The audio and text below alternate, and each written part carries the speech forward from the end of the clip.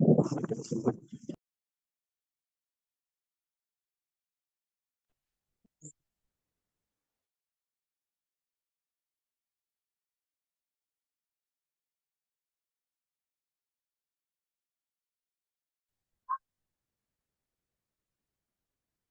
हरिहंताण्ये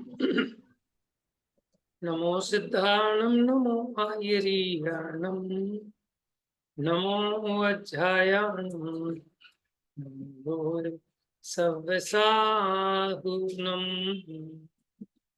मोक्षमार्गसिनेतारं भोक्तारं कर्मभूभृतां ज्ञातारं विश्वतत्त्वानां वन्दे तद्गुणलब्धये।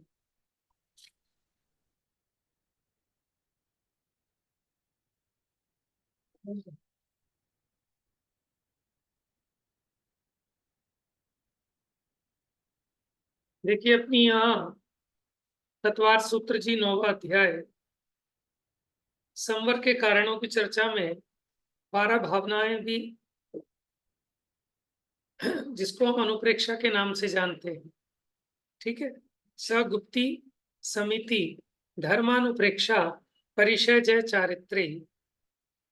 तो हमारी गुप्ति की चर्चा हो गई, समिति की हो गई, धर्म की हो गई। अब अनुप्रेक्षाओं की चर्चा चल रही है, जिसको हम 12 भावना भी कहते हैं। सबसे पहली भावना थी अपनी अनित्य भावना। तो अनित्य भावना में हम अनित्यता का तो विचार करेंगे ही, लेकिन नित्यता का भी विचार करेंगे। ये जितने भी संयोग हैं, संयोग अनित्य है, लेकिन स्वरूप नित्य है। देखिए ये शरीर का संयोग हुआ, ये अनित्य है, लेकिन जो पुद्गल परमाणु है वो नित्य है, आत्मा भी नित्य है। तो द्रव्य दृष्टि से देखें तो प्रत्येक वस्तु नित्य है, और पर्याय दृष्टि से देखें तो वस्तु क्षणिक है, नाश होने वाली है।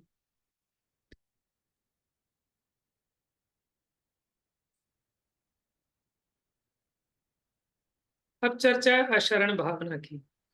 अशरण भावना में जिसे आप शरण समझते हैं, ठीक है, वो कोई शरण नहीं है, ऐसा विचार किया जाता है। चलिए पढ़िए, कौन पढ़ेगा अशरण भावना? हम पढ़े भैया? पढ़िए पढ़िए। आशरण चतुर्गति रूप संसार में जन्म जरा मरण रोग मृत्यु आदि अनेक आपदाओं सहित कष्ट भोगते भ्रमण करते हुए इस संसारी जीव को कोई भी शरण नहीं है। जैसे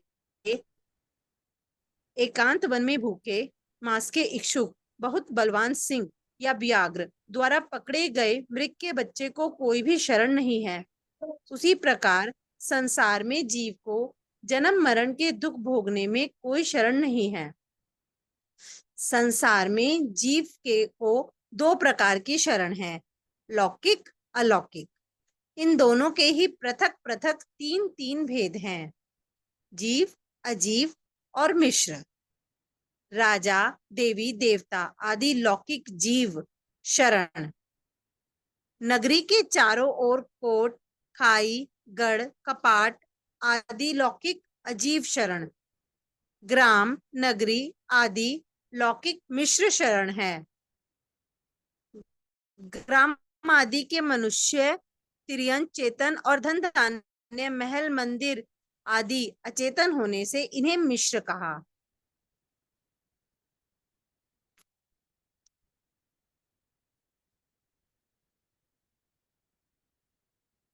देखिए ये जगत में जीव को ऐसा लगता है कि कोई मुझे शरणभूत हो जाएगा, इसीलिए दूसरों की तरफ, ठीक है, ताकता रहता है कि शायद कोई मेरी सहायता कर देगा, है कोई मेरी हेल्प कर देगा।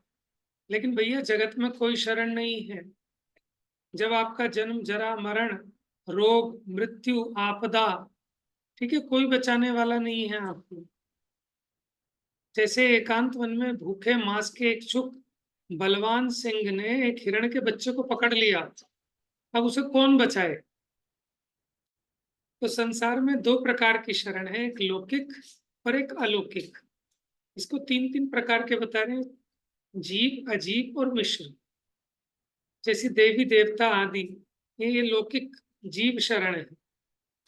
और आपने बढ़िया अपने चारों तरफ दीवार लगवा ली, बड़ा गढ़ बनवा लिया, बढ़िया अच्छे दरवाजे ठुकवा लिए, तो ये अजीब शरण हो गई। और गांव नगर ये मिश्र हो गए, जीव अजीब का मिश्रण, ये लौकिक शरण, लोक में जिसको शरण कहते हैं। ये सर्दी आएगी तो अपने घर में चले जाएंगे।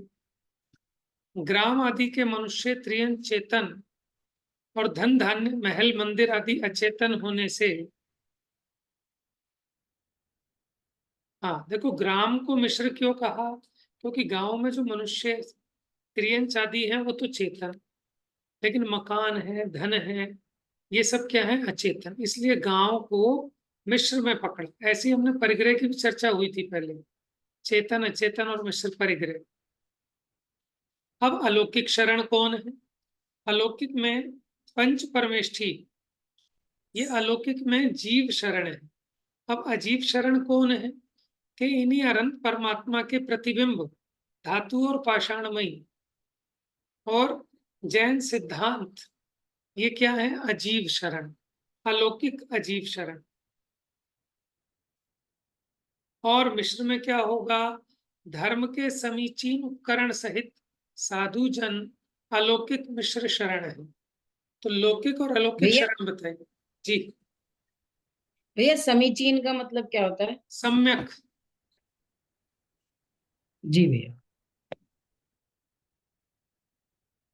और इन सभी से रहित होना, उसका नाम अशरण है। तो ये जो दोनों प्रकार की शरण है, ये व्यवहार की अपेक्षा है। निश्चय से देखें तो कोई भी पर पदार्थ मुझको शरण नहीं है, मेरे ही अपना आत्मा, मेरी शुद्ध वीतराग परिणति, वो मेरे लिए शरणभूत है, क्योंकि उसी के द्वारा मैं दुखों से छूट सकता हूं। तो आत्मा स्वयं ही अपने क्रोधादि रूप भावों से अपना घात करता है और स्वयं अपने वीतराग भाव से अपनी रक्षा करता है। तो ये संसारी जीव को वास्तव में शरणभूत कौन है? कि अपना वो वीतराग भाव, वो शरणभूत है, माने वो प्राप्त करने योग्य, उसकी शरण में जाना चाहिए। पढ़ी। वास्तव में जन्म जरा मरण रोग व्याधि प्रिय वस्तु का वियोग दुष्ट का संयोग वांछित इष्ट वस्तु का अभाव दरिद्रता की प्राप्ति इत्यादि अनेक दुखों से पीड़ित प्राणी को संसार में कोई शरण नहीं है।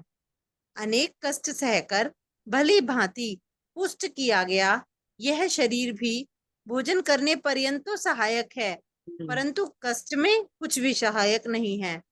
कष्ट आने पर शरीर भी आत्मा को महादुख उत्पन्न करने में कारण हो जाता है। महाकष्ट से इकट्ठी की गई लक्ष्मी भी परलोक में साथ नहीं जाती है, वह जहां की तहां ही रखी रह जाती है। जिनके साथ सुख बांटकर भोगते हैं वे माता पिता पुत्र मित्र स्त्री आदि भी मरण काल में रक्षा नहीं कर पाते हैं। शरीर में रोग वेदना की पीड़ा उत्पन्न होने पर कुटुंब के सभी लोग एकत्रित हो जाने पर भी उस पीड़ा को दूर नहीं कर पाते हैं। स्वर्ग में अनेक रिद्धिधारी असंख्यात देव भी मरण काल आने पर इंद्र की एक क्षण मात्र भी रक्षा नहीं कर पाते हैं। तब फिर अन्य हीन शक्ति के धारक भूत पिशाच यक्ष यक्षिणी क्षेत्रपाल चंडी देवी दहाड़ी आदि कैसे रक्षा करें? देखिए लोक में मन देवी देवताओं को शरण मानते हैं लोग, लेकिन जब उस देव का स्वयं काल आ जाए, ठीक है, अथवा उसकी देवी का काल आ जाए, तो वो देव जब अपनी देवी को नहीं बचा सकता तो अन्य की क्या रक्षा करेगा? आगे पढ़िए। मंत्र तंत्र यंत्र यज्ञ होम औषधि वैद्य रसायन महल मंदिर धन लक्ष्मी राजा मंत्री आदि कोई भी मरण से रक्षा नहीं कर सकता है, क्योंकि वह आयु कर्म का नाश होने पर होता है और इसे देने बढ़ाने में कोई समर्थ नहीं है। इनका बंध तो जीव के भावानुसार पूर्व भव में ही हो जाता है, अतः इसमें अन्य किसी का भी वश नहीं चलता है। यदि इस पर किसी का वश चलता हो तो मनुष्य अक्षय हो जाता, परंतु प्रत्यक्ष दिखाई देता है कि अनेक उपाय करने पर भी मरण से कोई नहीं बचा पाता है। इसी प्रकार असाता आदि कर्म के उदय में भी कोई शरण नहीं है। स्त्री, पुत्र, मित्र, भाई आदि परिवार, कुटुंबीजन, महल, मंदिर, भोजन, पान, वस्त्र, आभूषण, जमीन, जगह, लक्ष्मी आदि विषय भोग की वस्तुएं भी उस दुख को दूर करने में समर्थ नहीं है। एकमात्र भली भांति आचरण किया गया धर्म ही जीव को शरण है।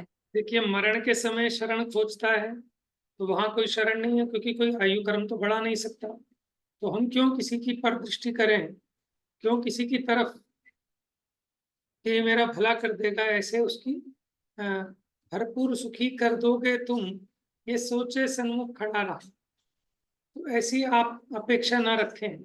उसी प्रकार शरीर में रोग आदि आने पर भी, असाता का उदय आने पर, ठीक है, सब खड़े तो हो सकते हैं, आ सकते हैं, लेकिन आपके दुख को मिटाने में कोई समर्थ नहीं है। पढ़िए। यह धर्म अविनाशी होने के कारण सांसारिक कष्ट रूपी समुद्र से पार होने का उपाय है।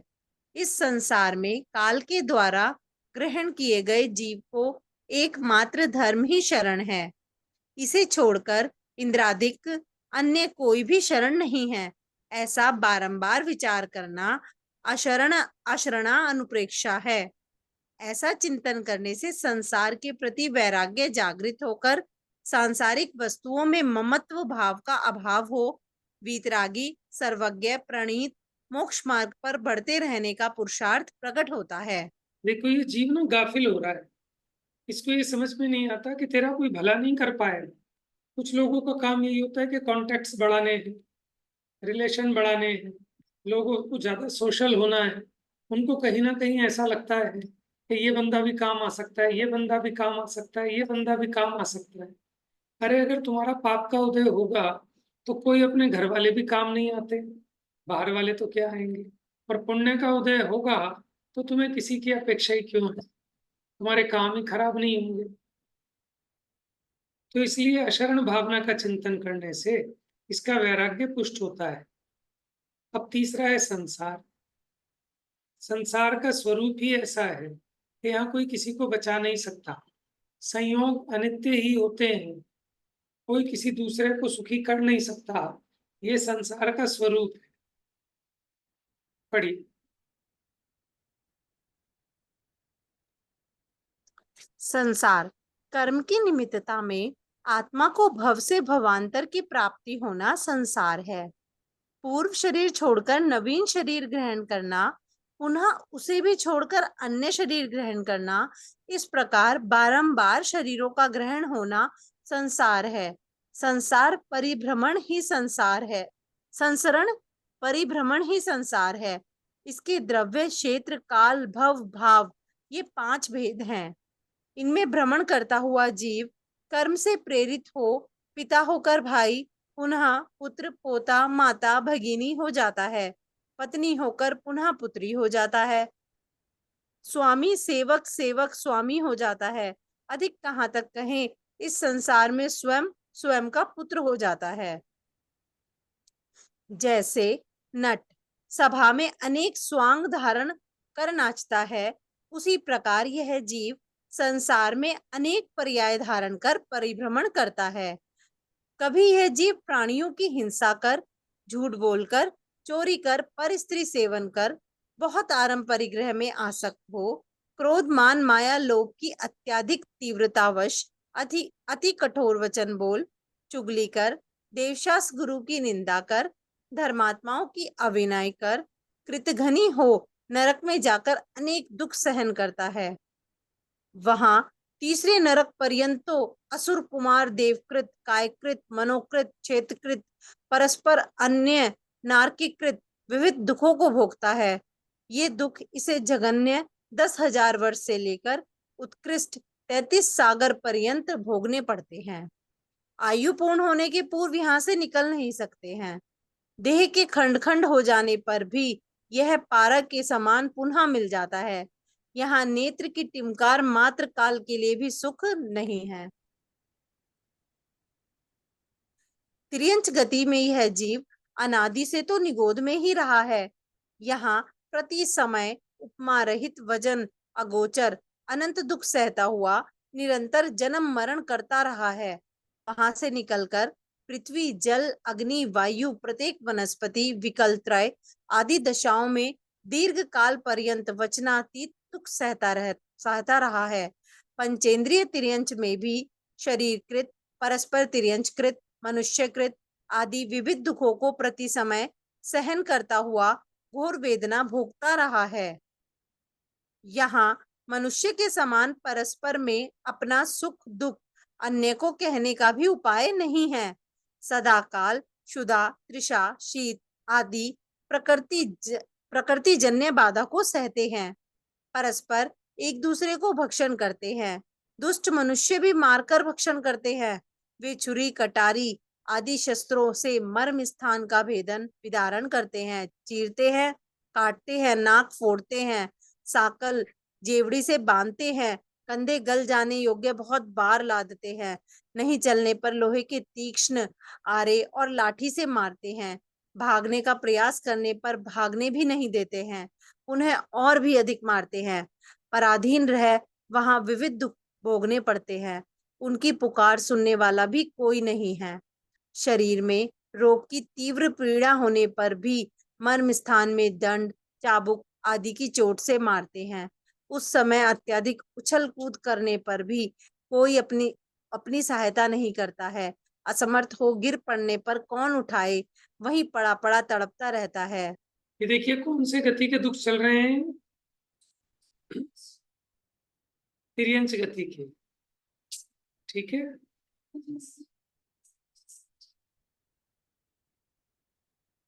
पढ़िए। जल थल करदम कीचड़ शीत उष्ण वर्षा काल में फंसे हुए को बल रहित असमर्थ देखकर कौवा आदि दुष्ट जीव अपनी चोंच से उसके नेत्र निकाल लेते हैं, उसका मांस खाते हैं। हिरण बकरा आदि निर्मल जीवों का सिंह व्याघ्र आदि अधिक बलवान दुष्ट जीव भक्षण करते हैं। जन्म देने वाली माता ही जब पुत्र का भक्षण कर लेती है, तब अन्य कौन रक्षा करेगा। अन्याय से पर का धन हरण करने पर, अभक्ष्य वस्तुओं का भक्षण करने पर, रात्रि को भोजन करने, विकथा में प्रवृत्ति करने, छल कपट में आसक्त रहने, अपनी मिथ्या चतुराई प्रकट करने इत्यादि मायाचारी के परिणाम से जीव असंख्यात काल पर्यंत तिर्यंच गति के दुख भोगता है। मनुष्य गति में जन्म पाने के लिए अंगोपांग संकुचित कर अधोमुख रूप से 9-10 माह पर्यंत माता के गर्भ में उल्टा लटकना पड़ता है। वहां रहते हुए उसे महाघृणित स्थान पर आए माता के द्वारा भक्षित झूठे रस का आहार होता है। बाद में योनि मार्ग से निकलते समय भी अति तीव्र दुख सहन करना पड़ता है। जन्म के बाद शीत उष्ण रूप क्षेत्र जनित दुख, वर्षा आदि पवनकृत दुख को सहन करता है। बाल्यावस्था में अनेक प्रकार के शारीरिक रोगों संबंधी पीड़ा को भोगता है। कदाचित माता पिता का मरण हो जाने पर क्षुधा तृषा से पीड़ित हो महा दुख भोगता है। यौवनावस्था में विषय भोगों की चाह पूरी नहीं होना, दरिद्रता आ जाना, अपने धन का नाश हो जाने से कर्ज में फंस जाना, लोक में अपमान होना, व्यापार में अलाभ होना, शरीर में रोग प्रकट हो जाना, पुत्र व्यसनी हो जाना, खोटी स्त्री का संयोग बनना, पुत्री विधवा व्यभिचारिणी हो जाना, खोटी वस्तुओं का संयोग मिलना, दूसरों की नौकरी करना इत्यादि अनेक दुख भोगने पड़ते हैं। मनुष्य गति के दुख तो हम साक्षात देखते ही हैं, भोगते भी हैं। ठीक है ना। अब ये जीव फिर भी क्या होता है कि इतनी प्रतिकूलता आने पर एक छोटी सी अनुकूलता आ जाती है तो उस दुख को भूल जाता है, फिर उसी पर्याय में तन्मय हो जाता है। माने बता रहे हैं कि चारों ही गतियों में है, कहीं भी सुख नहीं है। ये संसार का स्वरूप ही है। पुण्यवान मनुष्य पुण्यवान मनुष्य पुण्यवान मनुष्य भी इष्ट का वियोग, अनिष्ट का संयोग संबंधी दुख भोगते प्रत्यक्ष दिखाई देते हैं।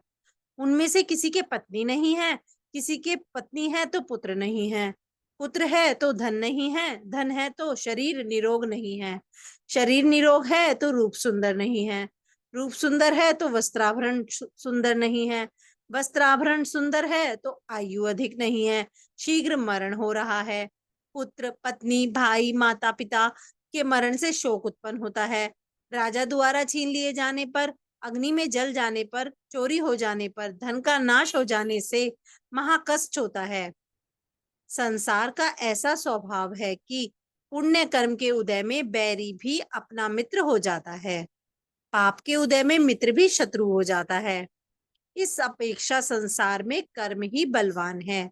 संसार में सुखी कोई भी नहीं है। अन्य की तो बात ही क्या करें, भरत चक्रवर्ती को भी अपमान का दुख सहना पड़ा। मनोवांछित वस्तु की प्राप्ति में पुण्यवान को भी कुछ न कुछ कमी रहती है। सभी मनोरथ किसी के भी पूर्ण नहीं होते हैं, अतः पुण्यवान भी सुखी नहीं है। कर्म की व्यवस्था अंत सहित है, इसके उदय में जीव दुखी रहता है। देखो कितने पुण्यवान क्यों ना हो, ठीक है, लेकिन वो भी दुखी रहता है। चक्रवर्ती का भी देखो अपमान का दुख सहा। हम तो कह रहे हैं चलो ये तो अभी काल दोष के प्रभाव से हुआ कि चलो वैसा अपमान का दुख भी ना सहना पड़े, लेकिन जिसको भी इच्छा है वो दुखी है, भले कितना पुण्य का उदय हो। तो बताओ पुण्य के उदय वालों की इच्छा होती है कि नहीं होती है? अगर इच्छा है तो वो दुखी ही है। अब देखो वृद्धावस्था में कैसी हालत हो जाती है। भैया प्रवचन सार जी में आपने बताया था ना, वो एक गाथा में क्या, कि जिनकी हत इंद्रियां जीवित हैं वो स्वाभाविक दुखी हैं। बिल्कुल, कि जिनकी भी इंद्रियों की इच्छाएं अभी जागृत है, वो उन्हें दुखी करने के लिए कुछ अलग से कुछ नहीं चाहिए। समझ में है ना? वो एक वो था एक गाना, दुश्मन न करे दोस्त ने वो काम किया है। समझ में? अलग से दुश्मनों की जरूरत नहीं है। अगर आपकी इंद्रियां जीवित हैं, इन इंद्रियों को विषयों की चाह है, तो आपको दुखी होने के लिए कोई और दुश्मन नहीं चाहिए। चलिए। वृद्धावस्था में शरीर शिथिल हो जाता है, मुख से लार बहने लगती है, रात दिन खांसी चलती है, धन की तृष्णा अधिक बढ़ जाती है, ज्वर आदि रोगों से पीड़ित रहता है, हाथ पैर कांपने लगते हैं, शरीर में रोग की वेदना, दंत शूल, मस्तक शूल, उदर शूल आदि का कष्ट होने पर व्याकुल हो नीचे गिर जाता है, वायु आदि के विकार से गमन नहीं कर पाता है, एक ही स्थान पर बैठे बैठे महाघोर दुख भोगने पड़ते हैं। देवगति में बड़े रिद्धिदारी देवों की रिद्धि संपदा को देखकर मानसिक दुख उत्पन्न होता है। बड़ी रिद्धिदारी देवों को भी अपनी प्यारी देवी के वियोग का दुख होता है। यद्यपि वहां उसके स्थान पर दूसरी देवी आ जाती है, तथापि पूर्वकालीन विशेष प्रीति के कारण दुख होता है। वहां अपने मरण का भी महादुख होता है। इस प्रकार संसारी जीव के कर्मोदय की यह बड़ी विचित्रता है। एक ही भव में स्वामी से सेवक और सेवक से स्वामी हो जाता है। रति क्रीड़ा के बाद मरण कर अपनी ही पत्नी के गर्भ में आ जाने पर वह माता हो जाती है। ऐसी भी संसार की माया दिखाई देती है। इत्यादि रूप में संसार के स्वभाव का चिंतन करना संसार अनुप्रेक्षा है। इससे संसार के दुखों से भयभीत हो वैराग्य भाव उत्पन्न होता है, तब वह संसार को नष्ट करने की दिशा में प्रयत्नशील होता है। इस जीव की संसार, असंसार, नौ संसार, तत्तृतीय, व्यापेत, ये 4 दशाएं होती हैं। 4 गति, 84 लाख योनियों में भ्रमण संसार दशा है। चारों गति के भ्रमण से रहित हो परम आनंद रूप अमृत पदमय मोक्ष की प्राप्ति असंसार दशा है। 13वें संयोग केवली गुण स्थान में 4 गति परिभ्रमण का अभाव हो जाने से संसार दशा नहीं होने पर मोक्ष पद की प्राप्ति नहीं होने से असंसार दशा भी नहीं है, वरन योग के कारण आत्म प्रदेशों में चंचलता होने से नौ ईशत किंचित संसार है, यह नौ संसार दशा है। 14वें अयोग केवली गुण स्थान में चतुर्गति परिभ्रमण नहीं होने से संसार भी नहीं है, मोक्ष नहीं हुआ होने से असंसार भी नहीं है। संयोग केवली के समान आत्म प्रदेश चंचल नहीं होने से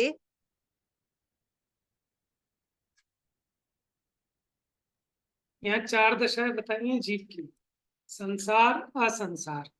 संसार तो समझ गए, जहाँ 4 गतियों में भ्रमण हो रहा है वो संसार है। और असंसार किसे कहा? मुक्त दशा को। हाँ जी, मुक्त दशा को। अयोग के नहीं अयोग के होने का।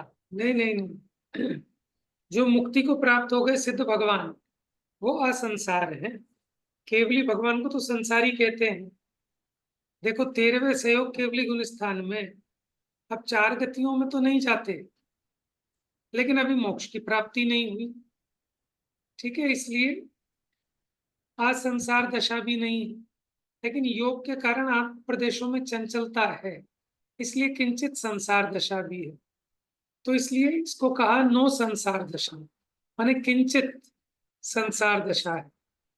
अब जो 14वां गुण स्थान है वहां 4 गतियों का परिभ्रमण भी नहीं है, ठीक है, तो यानी संसार नहीं है। और मोक्ष नहीं हुआ इसलिए असंसार भी नहीं है। लेकिन सहयोग केवली के आत्म प्रदेशों में चंचलता थी, वो चंचलता यहाँ नहीं होती, इसलिए नो संसार भी नहीं है। तो इन तीनों से रहित होने के कारण इन सभी से पृथक तत् त्रितय व्यपेत दशा है। तत् माने उससे, त्रितय माने उन तीनों से। व्यपेत, व्यपेत का शाब्दिक अर्थ नहीं पता, लेकिन शायद इसका मतलब ये होगा उनसे रहित। चलिए गूगल करके चेक कर लेना, आगे पढ़िए अपने। अलग अलग उनसे अलग, उन हाँ तीनों से अलग, अलग ये नया कर। शब्द है ना व्यपेत। संवेद का अपोजिट हो गया व्यपेत। संवेद माने होता है उनसे सहित, और व्यपेत माने उनसे रहित। चलिए आगे पढ़िए। इनमें से संसार दशा भव्य अभव्य दोनों के होने से सामान्य की अपेक्षा अनादि अनंत है, यह कभी भी समाप्त नहीं होगी। सभी जीव अनादि से ही परंपरा की अपेक्षा इसी दशा में होने के कारण यह अनादि है, परंतु मोक्ष दशा पाने योग्य भव्य जीव की अपेक्षा इसका नाश हो जाने से यह अंत सहित शांत है। नौ संसार और तत्त्रितय व्यपेत दशा सादी शांत तथा असंसार दशा सादी अनंत है। हाँ जी, ये जो चारों प्रकार की दशाएं बताई संसार में, वो भव्य अभव्य दोनों। अच्छा, जो संसार दशा है वो तो अनादि अनंत भी हो सकती है। वो किस अपेक्षा? नाना जीवों की अपेक्षा, क्योंकि यहाँ भव्य भी होते हैं और अभव्य भी होते हैं। अभव्य की अपेक्षा अनादि अनंत है और भव्य की अपेक्षा अनादि शांत है। हाँ, और नो संसार और तत्त्रितय व्यपेत दशा, ये सादी शांत है, क्योंकि इसका प्रारंभ भी है और अंत भी है। लेकिन असंसार दशा यानी मुक्त दशा सादी तो है, लेकिन अनंत काल तक रहेगी। बस अब भैया व्यपेत का, हाँ जी, क्या लिखा? व्यपेत का अर्थ है मुक्त, अलग किया हुआ, गत, नष्ट, विपरीत, ये सब व्यपेत के अर्थ है। तो आप ये समझ लो, संवेद का अपोजिट होता है व्यपेत। एक पैराग्राफ और पढ़ के पूरा करते हैं, पढ़िए। यह चतुर्गति भ्रमण रूप दुख का सागर संसार सारपने से रहित असार है, परंतु संसारी जीव पर्याय बुद्धि के कारण जिस गति में जन्म लेता है, नरक बिना उसमें ही सुख मान लेता है।